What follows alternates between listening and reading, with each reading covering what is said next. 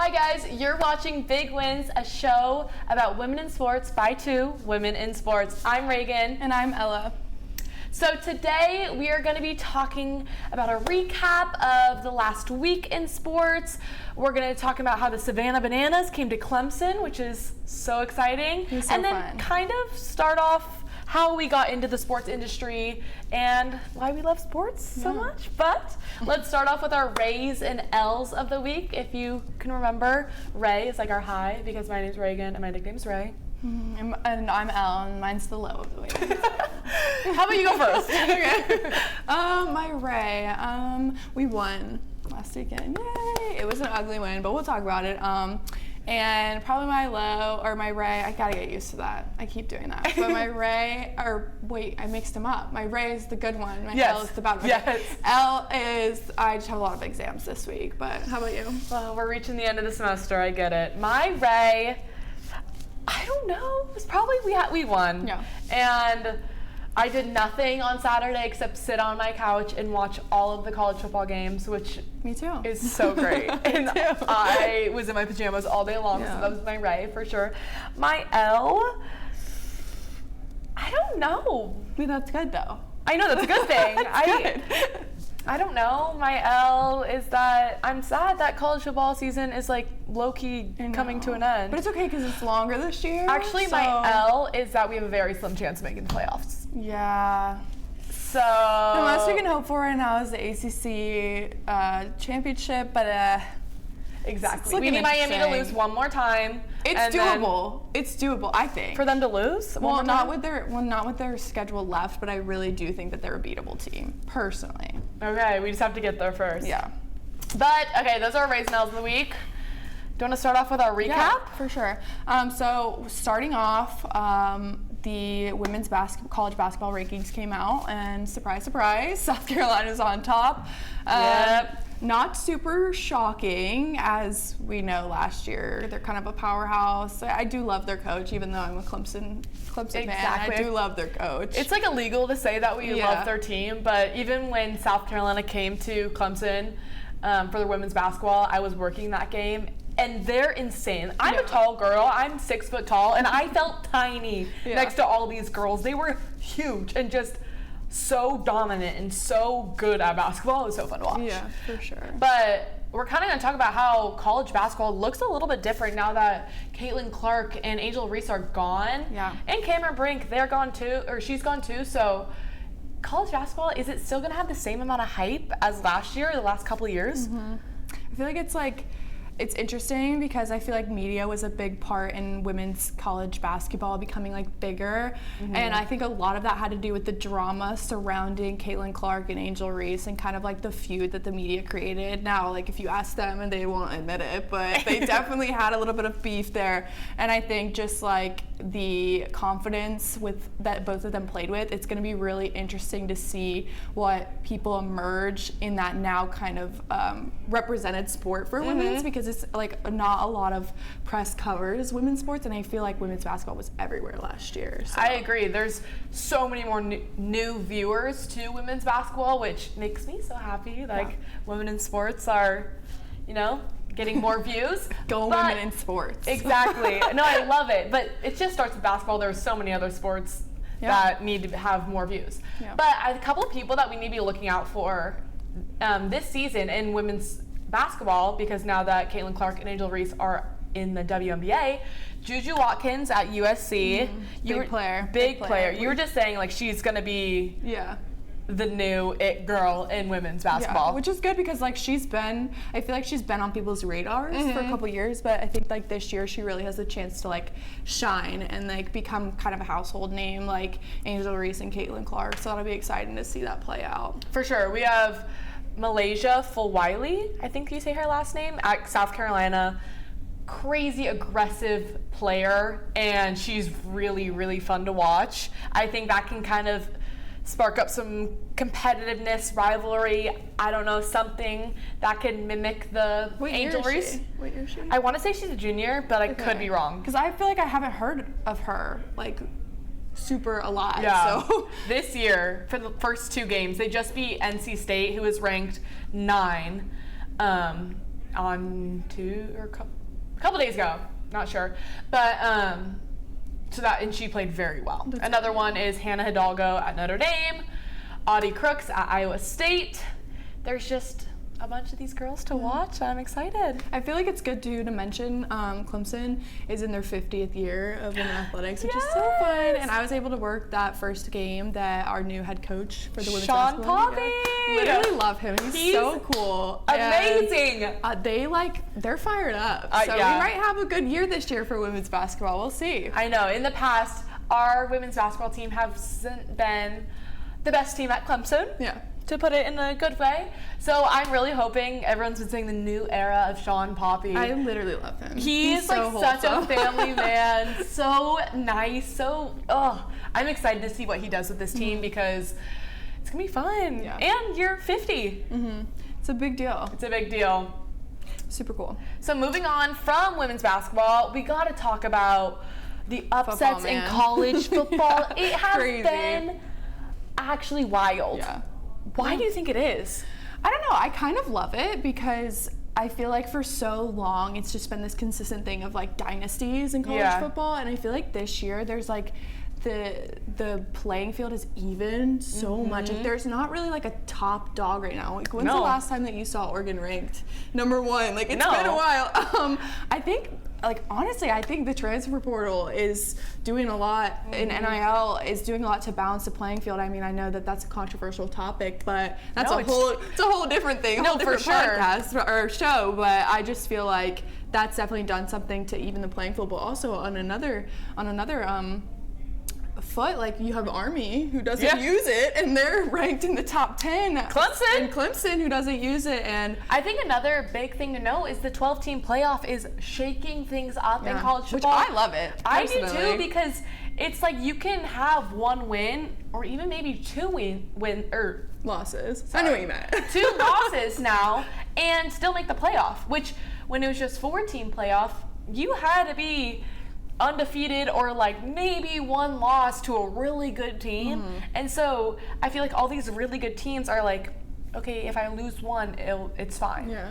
We're still seeing a lot of conference bias in the rankings, of course. As ACC students, we see that for sure. I mean, leading into like the Georgia Ole Miss game, that's a big game, big upset there. Do you want to kind of talk about that? Yeah, Georgia went down and Ole Miss dominated throughout the entire game.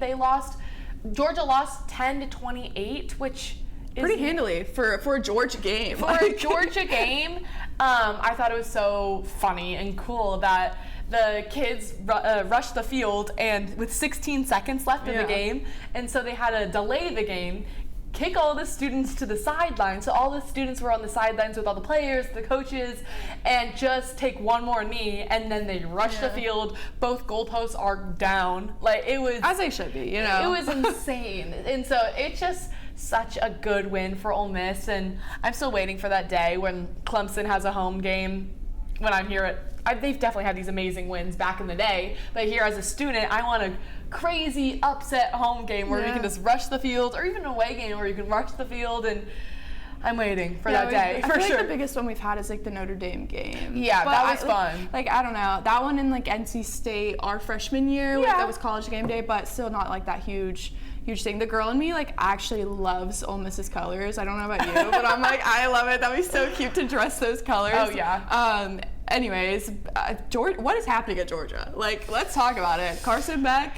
Yeah. Falling apart. Yes. I think the graphic on the TV said that he's the first quarterback since 2020 to have like, I may flip the numbers, but it was either like 12 interceptions in 6 games or like one or the other if I flip the 2 numbers. But that's pretty crazy stats there for a person. Doesn't he have an NIL deal with like a private jet or something? Oh, probably. And did you see he's dating one of the Cavender twins? Yes, the Cavender twins. It's a curse. I'm telling you, it's a curse. What is going on in sports? I was not expecting that matchup at all. No. So the fact that they're dating is crazy. But Carson Beck is just not as good as everyone puts him out to be. And also, they play Tennessee this Saturday. It's gonna be so good. So that's gonna be a huge game and will decide a lot. for the 12-team playoff, especially in the SEC. I don't mind seeing Tennessee win. I'll tell you that much. Like against us, but you know what? It's just because we lost to Georgia, like for sure. Also, their blackout blackout jerseys, like Tennessee. Did you see on the Venom? Like yes, the reveal. So was insane on all over social media. Everyone's saying like whoever's paying this intern or this intern needs a raise because seriously that intro so good. Unveiling of the blackout jersey. They have such good jerseys. I was telling one of the girls that I work with is also shout out Jackie. She's also a woman in sports, but she and I were like, girls should design jerseys. No, like, we know what we're talking about. Like, even didn't they have like charcoal jerseys one year? I have no idea. Good. Anyways, we need to revamp Clemson's jerseys. Yeah, I love the purple. I know that's controversial because some people don't like the purple. I like the purple. But I think they're really cool. People forget that purple is one of our colors. Yeah, we need to start using it more. But I don't know. Maybe we'll start designing one for next year. Maybe. Anyways, now we're completely off topic. But we're talking about the ACC. A huge upset in the ACC was Georgia Tech beating undefeated Miami. I loved it. I was eating it up. I was the biggest Georgia Tech fan you'd ever see on their couch. I was cheering. I didn't know because I feel like Miami has so many. They come back in the fourth quarter. I think in 4 of their games, they've come back in the fourth quarter. It was Virginia Tech. Who's the other one? I don't know. The Hail Mary. Did you see that? Yes. The Hail Mary that got Oh my god. That was crazy. And so didn't really have my money on Georgia Tech even throughout the game because I'm like, oh, Miami's gonna come back yet again. But they didn't. And I'm so happy because we had a sliver. Clemson a sliver chance of getting the playoff. Made it a little bit less. Now it's like a centimeter chance of us getting in the. It's okay, we got it, guys. Oh my gosh, we got hope. But it was crazy. Miami got the ball with 2 minutes left and he fumbled it. Yeah, I was gonna say, I think it was a fumble. Cam Ward. Was that like I feel like it was like their 30 or something, pretty close to the end zone. Yeah, I think it was like 3rd and 23. Yeah. He fumbled it. Cam Ward is one of, if not the best quarterback in college football right now, and that's not like him. No. He did not play like himself. That was not Miami ball. It was not Miami playing that game. Yeah, for sure. But they have good colors too. It's orange and green. Yeah, Close enough. But I'm happy to see Miami lose because that gives Clemson a chance. Yeah, except SMU, they've got to go down. Somebody's got to be. Yeah, and I don't think anyone's taking down SMU anytime soon. I don't think so. They're the only undefeated team in the ACC. Which is crazy because it's their first year in the ACC. I don't know how I feel about that at all. I don't either, but if it gives the ACC some credibility, I'm okay with that because one of the things that grinds my gears the most about college athletics is the conference bias. Like, how is Alabama going to lose to Vanderbilt and stay consistently in the top 10? You know what pisses me off is that Bama lost to an unranked team and they lost to Georgia and they were ranked top 10. Clemson lost to an unranked team, Louisville, and lost to Georgia. And what did we get moved to? 23. Well, I mean, it's like Notre Dame, they paid someone $1.5 million, lost, and they were for a couple weeks. I mean, I don't know if they still are, but because I don't pay attention to Notre Dame, but they were still in the top 10 after they lost them. I was like, okay. No, they're like, Notre Dame's good. They moved to like 15, I'm pretty sure, but they've been undefeated since that loss, and that was really early in the season. So I don't think it's such a fluke when stuff like that happens. I don't even know what happened, and if I'm being honest, I am a Notre Dame fan, like from at home. My dad is. Okay, yeah. I grew up a Notre Dame fan. My little sister's name is Irish. Oh, if that gives you that's anything, so cute. Love it. To show you how big of a Notre Dame fan I am, but go Irish. Sorry. And yeah, so SMU is undefeated, and worst part of this should have been my L. This should have been my L of the week. What we're about to talk about. Give it to me. South Carolina being ranked is my worst nightmare. Like, genuinely, you know what, I'm not gonna hate too much. And you know, I'm supposed to, so it's okay. But like, their fan base just doesn't need it. And then to beat Vandy, who beat Alabama, they almost beat Alabama. I'm like, I don't need this hope in Columbia. And they beat Texas A&M too. Yeah, I can't, like, it's looking like, and everyone's, you know, trying to not say this, but it's going to be a tough game this year against them. It's not going to be easy. And I always say that night games at home for Clemson, like, or even home games, we will win. But we just lost a night game to Louisville at home. So Tragic. I don't know. Yeah. I think this is going to be such a good game.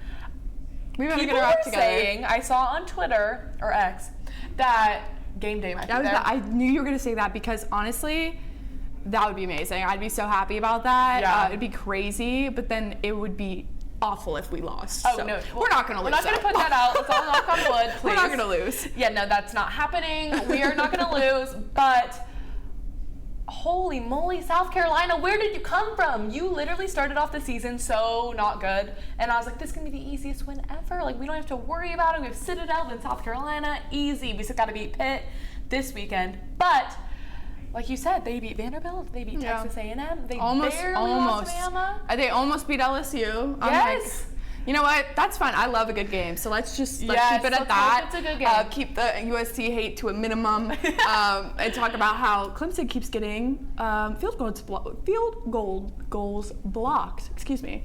What's happening there? What? I don't know what's going on. I saw once we made that field goal in the third quarter. They were so happy. I've never seen Dabo more happy ever in his life. Even like the broadcasters were saying, who would have thought a coach would be so happy to see a field goal made from literally, I think it was like the 15-yard line. Well, honestly, and this is kind of getting into our recap of Clemson's game. Like, that was not a pretty win. Like, I love our guys. I think they're great. I just think that was not the best football that I've seen us play. At all. Our receivers are dropping everything. I'm not really sure what's going on there. Yeah. The kicking is not the kicker's fault. It's the line, 100% on the special team. You think it's the kicker? He's kicking really low though. Okay, like fair. he has to like That's kick fair. it higher, I think. I just feel like the line has not done a very good job on special teams of holding long enough for him to be able to get under the ball. Now, I mean, I'm not a coach. I have no idea. Yeah. But like when you see gaps like that on certain blocked kicks, it's kind of like everyone's quick to jump to the kicker, and so I just kind of was looking at replays and I was like, you know what, in some of them, like, they might not be completely his fault. I agree. So, but yeah, I mean, we had some pretty crazy interceptions, one-handed interception. That was so good. I don't understand how that was not all over my social media. I saw it on ESPN like once. Oh, it's on my story. Good. I was jumping around. Good, because that was crazy. But like you were saying before, the first half was not Clemson football like we've seen. The second half, that's when we shined. Yeah. I don't know what was said in the locker room at halftime, but something good was getting yelled at, and that's all I'm saying. Coach Sweeney, he knows how to kick talk him into to shape for sure. But no, so we had some great plays in the second half, and I think Cade did great as well. Like, with what he had, like, I genuinely like the one scramble he had where he oh yes! my gosh, I was and like, that's how we got touchdown. It's honestly maturity. Like, that is just maturity and time. Like, you put him up against that same situation freshman year, and I don't think he would have had the skill set to get out of that. He would have thrown it away, like, or gotten sacked. And like, honestly, kudos. Like, I mean, people keep saying he's like Batman, like in his like new era. I'm like, honestly, like, but if you notice, like, his footwork is so. He's quicker, more detailed. Yeah, he's better in the pocket. Yes. Like, he's just a different player this year. He's just confident and calm. I think that's what makes the big difference. But we play Pitt on Saturday Pitt, which is going to be hard. Fun game here to be, tailgating and things, but tough game. I'm worried. Well, is it a noon game? Noon game, I think. Yeah, it is noon. And then our Citadel got announced as 3:30. So. Okay. Hopefully it's the last noon game. We can cross our fingers. That's all I can say.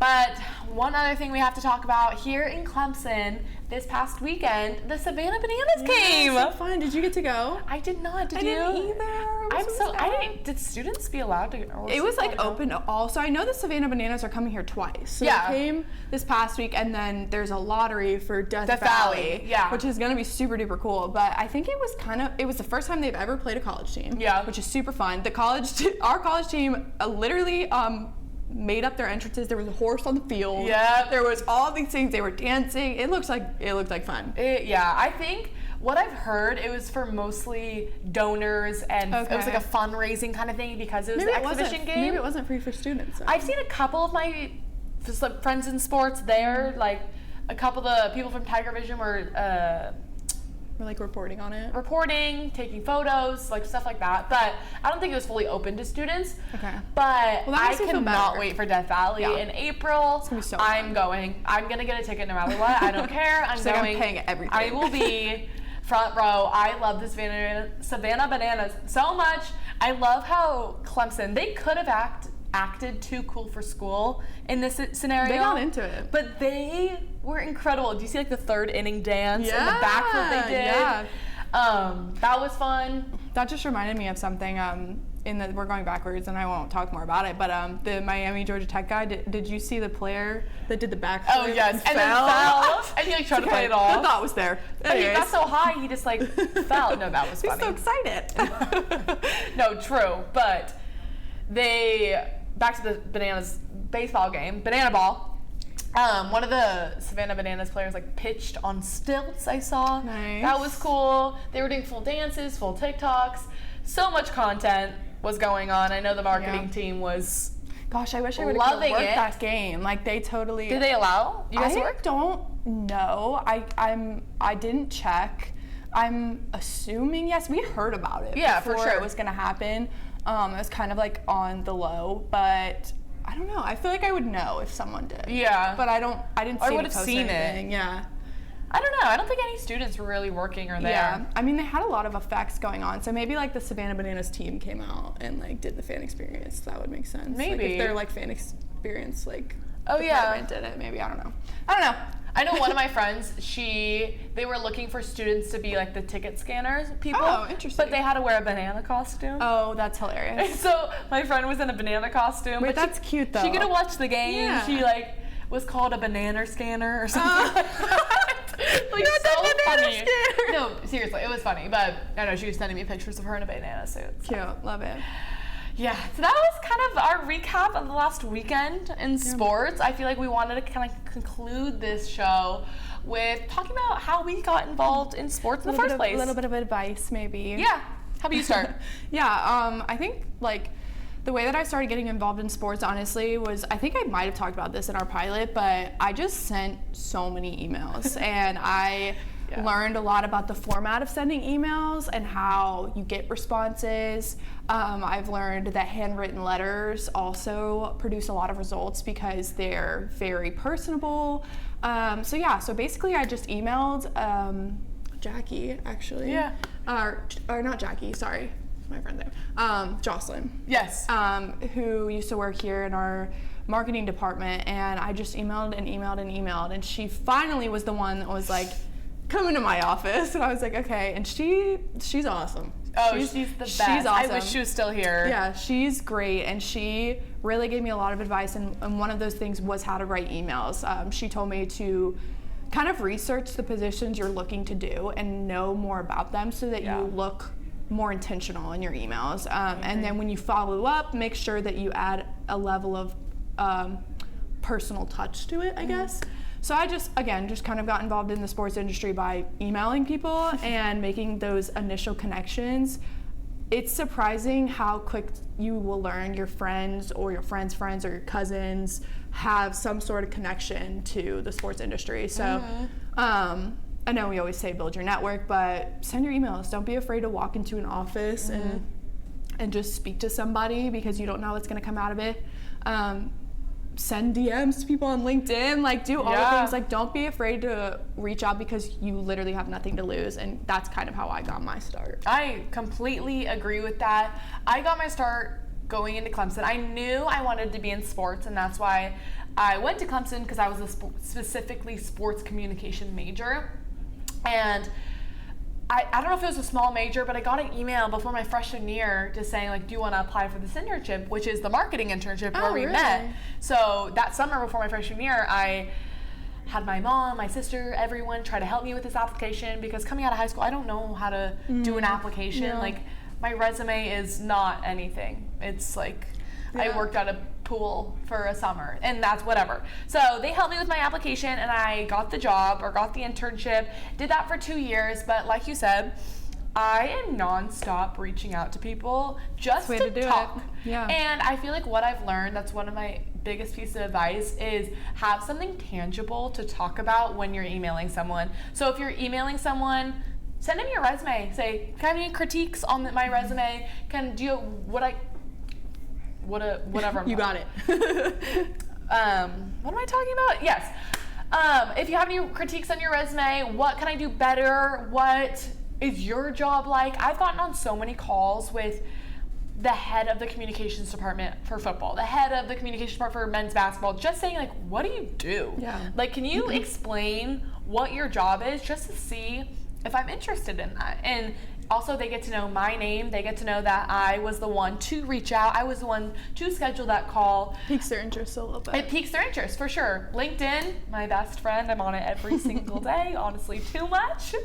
Follow me on LinkedIn. But yeah, so I agree with you. Building your network, reaching out to everyone. Do not be afraid to even DM on Instagram. Yeah. Because that's what I did with Taylor Tannenbaum. I don't know if you know her, but she's a broadcaster host for the ACC network. I DM'd her on Instagram, and she was the nicest soul ever. She gave me her actual phone number and she called me, and then I was able to shadow her when they came for... It's so funny you say that. I was Yeah. gonna say, like, shadowing and like not expecting a paid role is a big deal in sports. People are doing you a favor by giving you an opportunity, and that's something that I had to really learn and like humble myself. Like, you have to be okay with the shadowing experiences. You have to offer that, be like, hey, can I shadow you? Can I talk to you? Sorry to cut you off. No, I just feel agree. like that's really important. Like, don't go into something expecting to be like, okay, here's your salary. Like, that's not how it works in sports, because everything that somebody gives you is an opportunity for you to make something of it and learn. So just sit back, be a sponge, kind of soak it all in, and ask questions. Yeah. Be the girl that, and you're not annoying, I promise you that. Ask as many questions, reach out, follow up, make sure they remember you, because I promise you, you're not the only one reaching out. So what can you do to stand out from the other person that's reaching out? Completely agree I feel with like that. that's kind of a big thing in sports. It's so competitive.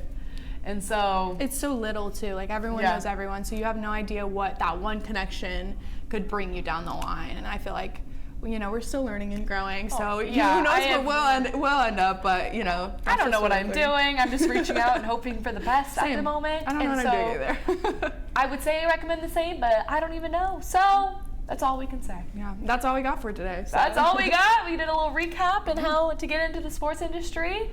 But I'm Reagan. And I'm Ella. And this is Big Wins. Bye. Bye.